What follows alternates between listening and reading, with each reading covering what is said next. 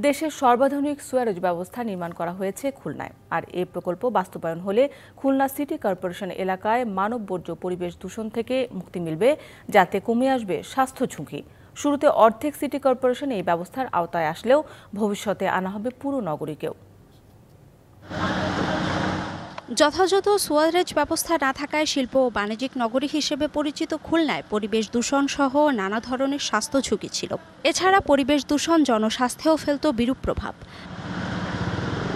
সমস্যা সমাধানে এবার এশিয়ান ডেভেলপমেন্ট ব্যাংক এবং নিজস্ব অর্থায়নের সর্বাধুনিক সুয়ারেজ ব্যবস্থা প্রকল্প গ্রহণ করা হলো। 2300 কোটি টাকার এ প্রকল্পে 2টি ট্রিটমেন্ট প্লান্ট, 8টি Suarez pumping station, 270 kilometre line স্থাপন করা হবে। কিন্তু বাংলাদেশে এটা প্রথম প্রকল্প হিসেবে এই জন্য বলছি যে এটা এই সুয়ারেজ কানেকশন থেকে শুরু করে ট্রিটমেন্ট প্ল্যান্ট পর্যন্ত একটা প্রকল্পের অর্থে পুরো কাজ শেষ হচ্ছে। প্রথম পর্যায়ে 31টি ওয়ার্ডের মধ্যে 15 থেকে 31 ওয়ার্ড পর্যন্ত এই প্রকল্প বাস্তবায়ন করা হচ্ছে। সিটি কর্পোরেশনের সকল বাসিন্দাদের এই সেবার আওতায় আনার দাবি সচেতন মহলের।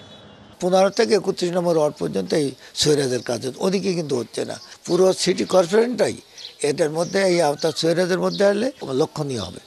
তবে সিটি মেয়র জানাচ্ছেন, ক্রমান্বয়ে সব ওয়ার্ডে এই প্রকল্প বাস্তবায়িত হবে।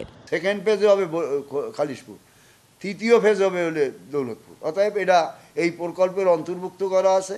এইটা ফার্স্ট ফেজ শেষ হয়ে গেলে সেকেন্ড ফেজ, টোটালি এই শহরের সমস্ত জায়গায় এই শহরের সিস্টেমের মাধ্যমে আওতায় যাবে। 2022 সালে শুরু হওয়া এই প্রকল্প 2025 সালের ডিসেম্বরে শেষ হওয়ার কথা রয়েছে। DBC news desk.